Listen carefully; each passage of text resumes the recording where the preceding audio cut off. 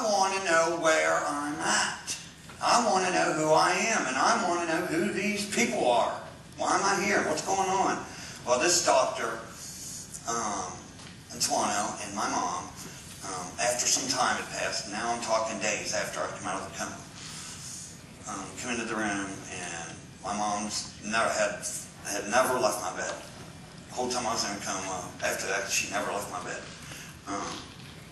So this doctor said to me, David, we need to talk to you, and we need for you to understand what's going on and where you're at, and what your future is going to look like.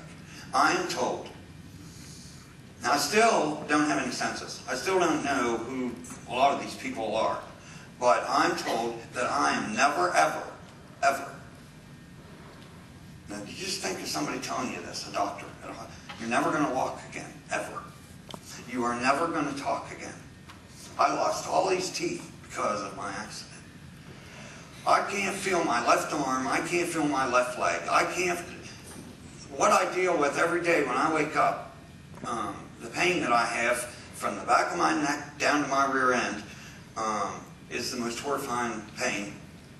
It's unbelievable what I go through every day. But I'm told I'm never going to walk, never going to talk, and I'm going to need 24-hour care for the rest of my life. That's what I'm going to need. Now, I'm being told this as I lay in this hospital bed with all these machines hooked up, and nurses and doctors and people rushing around me, and I get alone with my mom, and I finally start to realize and understand who people are, and my mom brings pictures into the hospital. Well, she didn't bring pictures, because my mom never left me. She had one of my brothers bring a photo album, and that's what started to help me with my memory, are this photo album. She brought this photo album in. You know, of course, there was me with all these turkeys, and they were bringing my son to the hospital to sit on. I don't know who this kid is. I don't know myself. I don't know nothing. So, but with the photo album, right, I slowly start to remember things. Man, I got these brothers. These guys are like cool guys, man. You know, you got some good-looking guys. I mean, I started to realize I belong somewhere, right? My mom says, David, these are all of your brothers. This is Johnny, Alan, Jeff, Mark, Kevin, David, Jim. This is all 7 of you. She said, and then she backed me up to, we're from Erie, Pennsylvania, and then we moved to Pennsylvania, or we moved to Chambersburg, Pennsylvania, and then you, David, moved by yourself to Augusta, West Virginia. My father, if you've ever heard of Kirby vacuum cleaners, yes, Kirby vacuum cleaners? Never ran a vacuum? I wasn't too good either growing up. But Kirby vacuum cleaners is one of the highest dollars. My father owned Kirby vacuum cleaners. So as you probably can tell, money was never a problem at my house. Big money, big money.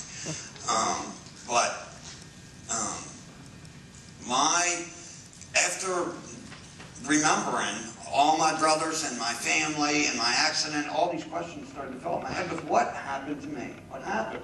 Well, this is what happened. Drove down to the bottom of the mountain. And the pictures Trace was talking about will show you guys that this is what happened. I drove down to the bottom of the mountain and I stopped at the party house because I'm a guy. And I'm not going to speak for all guys, okay? But from the world I came from, we did a lot of bad things growing up. You know, we drank, we partied, we chased girls, we did what guys do. At the bottom of my mountain where I live now was the party house, right? And I stopped at this house, and I stopped at the house, and out of this house walks this 15-year-old kid. And this 15-year-old kid, holding a half-gallon of vodka, takes a big swallow of it, comes over to the four-wheeler, and hey, David, what's up? What's going on? I said, I just killed a great big turkey with Hunter, my son, and we're leaving for vacation. I said, keep your eye on things up there, and make sure nobody gets up there trespasses. So he said, cool. He said, can I drive full? I said, yeah, you can drive it. I said, I just got to get the oil run through it. We'll be right back. So he gets on the front of the four-wheeler. I get on the back of my own four-wheeler, brand new. 55 miles an hour. This kid. Now this isn't coming from David's memory of it, because I don't remember none of it.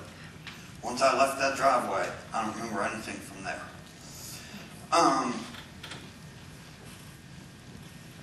I drive down, the kid gets on the four-wheeler and driving 55 miles an hour on the four-wheeler.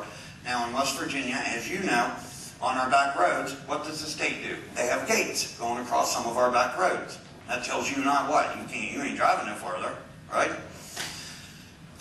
So 55 miles an hour, the kid, as fast as that four-wheeler could go, ran straight into the gate. Now he's up front and I'm on the back, right? You might be asking yourself the same question I've been asking myself for 8 years. What? Why did he run into the gate? Why didn't he go around the gate? What? I don't know. So 55 miles an hour, he ran straight into the gate, as fast as that thing could go. He flew over the gate. David met the gate, the concrete part of the gate faced first. Everything from my ear to my nose was crushed, like pancake. Flat. From my ear to my nose was flat.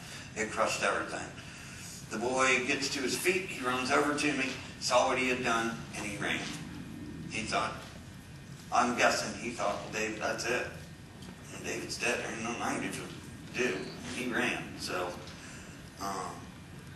lucky for me, there was a couple that lived in a house not 200 yards away, and they were having coffee that morning. They were having coffee that morning, and they heard the accident. The guy comes rushing down off his porch, and he finds me laying there.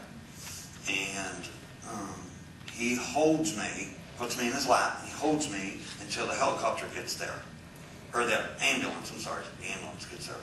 The ambulance comes from Slainsville. Where Slainsville is. Slainsville is a real small country, hillbilly town.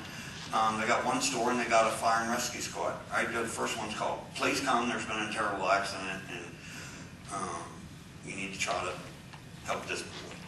Slainsville Fire and Rescue gets there. It's a wife and a daughter team. That they're EMSs, they work at Slainsville, and they were the very first ones I met when I did make it home a year later after what I'm going to tell you about health stuff. But they get there, and David has no pulse. David has no heartbeat. David has half of a face. From my nose to my ear is gone. I've got blood coming out of my eyes, my nose, my ears, and my mouth. I got blood coming out of any hole I got, there's blood coming out of it. In the pictures you will see half of David laying where they found me, where the man held me. So the ladies come there, and she pronounces me dead for the first time. Now, I don't know nothing about medicine. I don't know nothing about what EMSs are supposed to do when they get to the scene. And oh my God, do this and do that. But when she pronounces me dead, and her daughter gives me an IV shot of a drug that's called, I think, if I remember right, it's called Ativan. What this drug was supposed to do is to help with my heart. Helicopter was called, and we need to airlift David to the nearest critical care unit. I'm pronounced dead, put in the ambulance, they give me a shot of Ativan, they rush me, there's nowhere to land a helicopter. We're going to land a helicopter in Plainsville, because we're in the middle of the mountain. There's 5 miles away, there's a farmer, it's got an open field, that's where the helicopter lands. That is where I'm put into the helicopter, and they're life flighting David. Nice guy, David. Good looking, okay, country boy, turkey calling David. We're going to fly you to Cumberland because there's something the matter. Right? She pronounces me dead for the second time in the helicopter. She's got nothing. Now, I've met these people, and they've came to my home, and they're like a lot of people, oh my God, how are you still? You know, when I walked into the Slainsville Fire and Rescue Squad a year later when I got home, unbelievable, these people. You, David, are the Hampshire County Miracle Man. You are the reason to help other people, to reach out and to help other people. And I'll get to that in a little bit about what I'm doing today with ATV safety. But I'm pronounced dead for the second time in the helicopter. The helicopter lands in Cumberland, Maryland, critical care unit. Poor David. Now they're going to wheel me into the critical care unit, and then Dr. Swano over here is the first one to see me. And I'm met, and this is all coming from what they tell me, I'm met by, I don't know what happens in the critical care unit.